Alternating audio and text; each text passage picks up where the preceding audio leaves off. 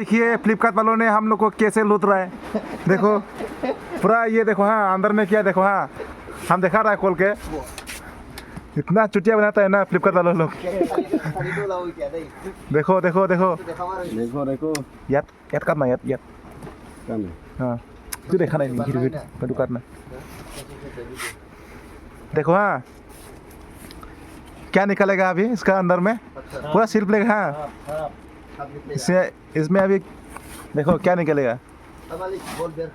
देखो देखो देखो देखो क्या निकलने वाला है। देखो हाँ कैसे बनाता है चुतिया ये लोग। ये देख, देखो इसका अंदर में क्या है। देखो ये तो ठीक ही है, ठीक है वो तो ठीक है, वो तो पता चल गया ठीक है। और इसका अंदर में क्या है देखेगा अभी, इसको निकलने के बाद देख। अभी देख ना अभी देखेगा। हाँ अभी देखेगा। हाँ अभी देखने का। हाँ कितना स्कैम करता है अभी पता चलेगा। खोलने वाला को थोड़ा देखा दो ना। हाँ ये है, हाँ खोलने वाला आदमी ये मालिक है, फ्लिपकार्ट का मालिक, डीलर का मालिक है। ये अच्छा सामान ठीक ही है, ठीक है ठीक है।